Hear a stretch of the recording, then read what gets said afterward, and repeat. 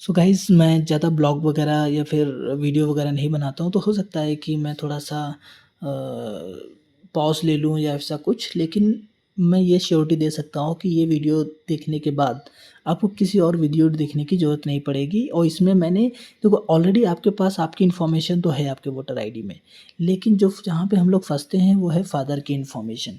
तो अगर आपके पास फ़ादर का वोटर आईडी है, तो उससे लिंक जो भी पोलिंग बूथ है या फिर जो अदर इन्फॉर्मेशन पार्ट आईडी वगैरह जो पार्ट नंबर वगैरह रहेगा, वो सारी इन्फॉर्मेशन हमको निकालनी होगी।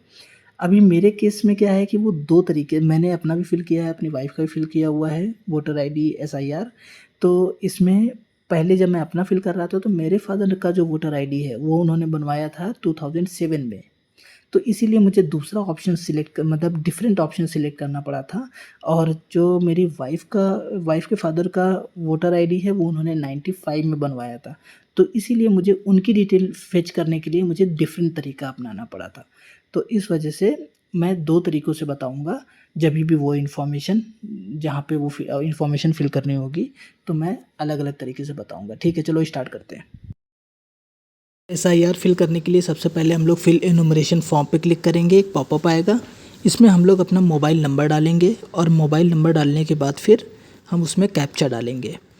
कैप्चा डालने के बाद हम लोग रिक्वेस्ट ओटीपी पे क्लिक करेंगे और जैसे ही हम लोग रिक्वेस्ट ओटीपी पे क्लिक करेंगे तो हमको हमारे मोबाइल नंबर पे हमको ओटीपी आ जाएगा। यहाँ पे आप देख सकते हैं। अभी हम यहाँ पे एंटर ओटीपी में अपना ओटीपी फिल करेंगे और ओटीपी फिल करने के बाद वेरीफाई एंड लॉगिन पे क्लिक करेंगे। वेरीफाई एंड लॉगिन के बाद हमको ये वाला पेज ओपन होकर के आएगा, जिसमें कि कुछ स्टेट होंगे इंडिया के जिसमें अभी एसआईआर जो है वो इनेबल हुआ है। जैसे कि महाराष्ट्र हो गया, हरियाणा हो गया, ऐसे कुछ यहाँ पे स्टेट है, अरुणाचल प्रदेश, कर्नाटक। तो इसमें हम अपना जो भी हमारा स्टेट का वोटर आईडी है उसको हम लोग सर्च कर लेंगे। इसके बाद फिर जैसे ही वहाँ पे वोटर आईडी का नंबर वगैरह डाल करके आपका जो नंबर रहता है एपिक नंबर, वो डाल करके जैसे ही एंटर करेंगे तो आपको प्री फिल्ड इन्फॉर्मेशन आ जाएगी और आपका नाम जो है वो आधार कार्ड से मैच होता हुआ नीचे आ जाएगा। साथ में आपके यहाँ के बीएलओ का नंबर आ जाएगा। तो अभी जो प्रीफिल्ड इन्फॉर्मेशन आपकी आएगी वो एपिक नंबर आएगा, सीरियल नंबर आएगा, पार्ट नंबर आएगा, ये सारी इन्फॉर्मेशन आएगी। अभी हम यहाँ नीचे मोबाइल नंबर डालेंगे और सेंड ओटीपी करेंगे। सेंड ओटीपी करने के बाद में हमको जो भी ओटीपी आएगा उसको हम लोग यहाँ से वेरीफाई कर लेंगे। ये तो हो गई आप लोगों की इन्फॉर्मेशन। अभी हमारे सामने 4 ऑप्शन आ रहे हैं जिसमें कि हम लोग फोकस करेंगे सेकंड में और थर्ड में। सेकंड ऑप्शन ये बोल रहा है कि अगर पेरेंट्स में मतलब फादर, मदर, ग्रैंडफादर और ग्रैंडमदर में अगर 2002, 2003 और 2005 के टाइम पे या उससे पहले इलेक्टोरल वोटर आईडी कार्ड बनवाया होगा, तो उस केस में हमारा सेकंड ऑप्शन चूज़ करना होगा। और अगर उसके बाद में बनवाया हुआ है, ठीक है, तो इसका मतलब है 25, 26 मतलब पिछले ईयर में उनका सारी डिटेल जो पोलिंग स्टेशन वगैरह है वो सब आया होगा। तो इस केस में हम थर्ड वाला ऑप्शन चूज़ करेंगे। अभी एक्चुअली मेरे केस में क्या है कि जब मैं अपना एसआईआर फिल कर रहा था, तो मैंने जब अपने फादर का वोटर आईडी कार्ड देखा तो उसमें जो फर्स्ट पेज रहता है जिसमें फ़ोटो रहती है, वहाँ पे एज एज ऑन 1.1.2007 लिखा हुआ है फर्स्ट पेज के बिल्कुल लास्ट लाइन में। इसका मतलब ये है कि इस केस में हमारा थर्ड ऑप्शन मैं चूज़ करूँगा, क्योंकि 2002, 3 और 5 के बाद ये बनवाया गया है वोटर आईडी। और यहाँ पे हमें किस तरीके से उनकी डिटेल फेच करनी है ये मैं बताऊँगा। और अगर जब जब मैं अपनी वाइफ़ के लिए फ़िल कर रहा था तो उनके फादर का जब मैंने वोटर आईडी कार्ड देखा तो उसमें लास्ट में लिखा हुआ था एज ऑन 1.1.95। मतलब उन्होंने 2002 के पहले मतलब 1995 में उन्होंने वोटर आईडी कार्ड बनवाया था। तो इस केस में मुझे वाइफ़ के केस में सेकंड वाला ऑप्शन चूज़ करना पड़ेगा।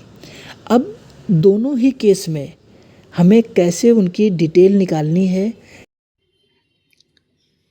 अभी मेरी वाइफ़ के फ़ादर के केस में उनका जो वोटर आईडी है वो 95 में बना हुआ है। इसका मतलब है कि हमारा सेकंड ऑप्शन मैं चूज़ करूँगा और वो जो कि है 2002, 2003 और 2005 के पहले वाला, या फिर उस समय पे जो वोटर आईडी बने हैं उनके लिए। तो यहाँ पे मुझे मैं लिंक जो है वो शेयर कर दूँगा डिस्क्रिप्शन में।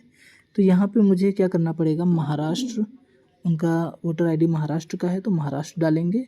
साथ में जो मैंडेटरी इन्फॉर्मेशन है सिर्फ वही हम लोग डालेंगे, और जिससे कि हो सकता है कि ज़्यादा लोगों के नाम आए, लेकिन हम उसमें से शॉर्ट आउट कर लेंगे। और इसके बाद फिर यहाँ पे हम उनका फुल नेम डालेंगे।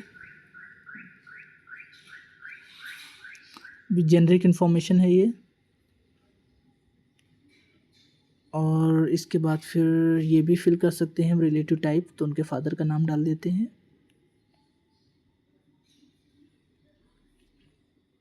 इसके बाद हम कैप्चा डालेंगे।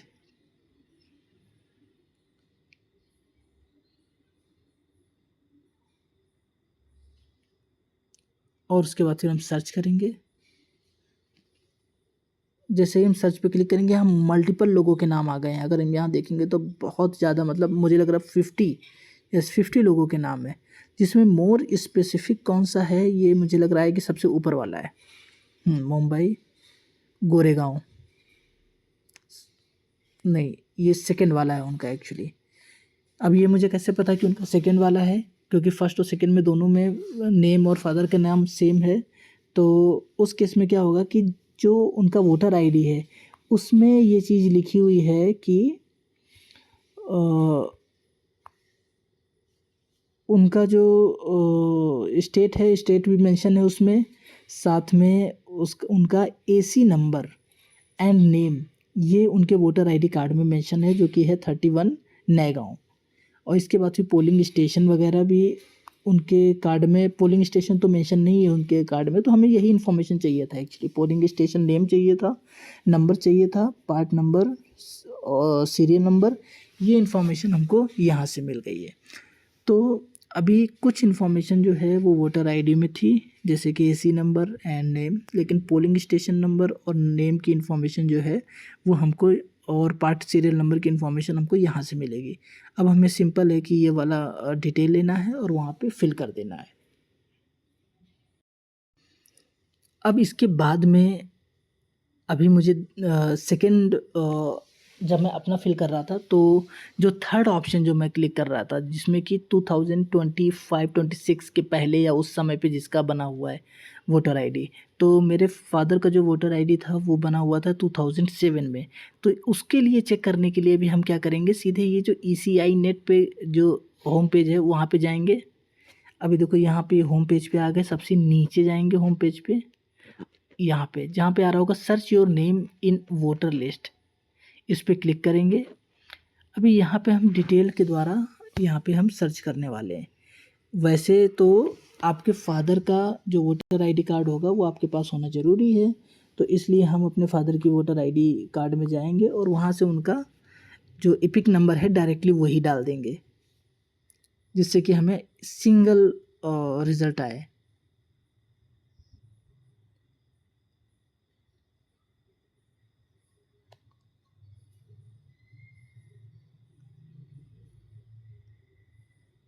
उनका स्टेट जो है वो उत्तर प्रदेश है। 5C237H। यस, अभी देखो सिंगल एंट्री आ गई हमारे पास, जिसमें जैसा कि पिछले में मैंने बताया था कि कुछ इन्फॉर्मेशन जो है वो मुझे वोटर आईडी से मिल जाती है, लेकिन कुछ इन्फॉर्मेशन जो है वो हमको यहाँ ऑनलाइन चाहिए होती है, जैसे कि पार्ट और polling station, part serial number, ये सारी इन्फॉर्मेशन जो है वो हमको यहाँ से चाहिए होगी। और जैसे कि कौन सा डिस्ट्रिक्ट है, जैसे कि उनका डिस्ट्रिक्ट है कानपुर नगर, ये इन्फॉर्मेशन जो है वो हमको उनके वोटर आईडी से मिल जाएगी। तो ये सारी इन्फॉर्मेशन जब कलेक्ट हो जाएगी इन दोनों के केस में, तो जैसा आपका सिनारियो है उसमें क्लिक करके सेकंड ऑप्शन पे या थर्ड ऑप्शन पे क्लिक करके, और हम उसको ये सारी इन्फॉर्मेशन फिल करके आगे की तरफ प्रोसीड करेंगे। अभी मैंने दोनों तरीके से सेकंड और थर्ड ऑप्शंस के लिए डिटेल निकाल ली है। अब हमारा जो भी हो रहा है, जो भी आपका सेकंड ऑप्शन या थर्ड ऑप्शन आप सिलेक्ट करना चाहें, जो भी आपके पास डिटेल हो उसको हम लोग फिल करेंगे और स्टेट का नाम भरेंगे। इसके बाद फिर असेंबली भरेंगे और इसके बाद पोलिंग स्टेशन नंबर भरेंगे और पार्ट सीरियल नंबर। ये पूरा डिटेल जो है वो आपको ऑलरेडी जो मैंने बताया है वहाँ से आराम से मिल जाएगा। जैसे ही स्पेसिफिक डिटेल भर करके सर्च करेंगे ना, तो आपके फादर का नाम जो है वो यहाँ पे आ जाएगा। अब इसके बाद फिर हमको सिंपल क्या करना है कि कंटिन्यू पे क्लिक करना है। अभी जैसे ही कंटिन्यू पे क्लिक करेंगे, इसके बाद फिर आपकी अदर डिटेल पूछेगा वो, जैसे कि आपका मोबाइल नंबर, आपका डेट ऑफ बर्थ, मदर का नाम फिल कर देंगे और मदर का इपिक नेम और फादर का इपिक नेम भरना ज़रूरी नहीं है। और इसके बाद फादर का भी भरना है नाम इसमें, और स्पाउस अगर है तो उनका भी नाम भरेंगे।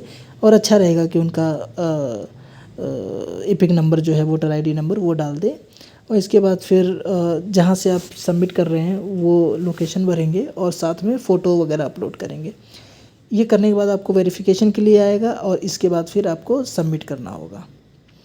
जैसे ही आप सबमिट पे क्लिक करेंगे, नेक्स्ट पेज आपको ले जाएगा साइनिंग के लिए, कि ऑथराइजेशन के लिए ले जाएगा। और ओके, मैं देखो ये पेज जो है सीडैक वालों ने बनाया हुआ है। यहीं से मैंने अपना ग्रेजुएशन जो है, पोस्ट ग्रेजुएशन डिप्लोमा, वो पूरा किया था पुणे में। ठीक है, यहाँ पे मुझे आधार नंबर डालना है। आधार नंबर डाल करके इसके में आधार नंबर पे आपके OTP जाएगा। जो भी आधार नंबर मोबाइल से लिंक होगा उस पे OTP जाएगा और इसके बाद फिर हम यहाँ OTP डाल के सबमिट करेंगे। जैसे ही हम सबमिट करेंगे, सीधे आपका इन्फॉर्मेशन फिल हो जाएगा और ये पेज आएगा और इससे हम लोग अपना जो डिटेल है उसको डाउनलोड कर लेंगे।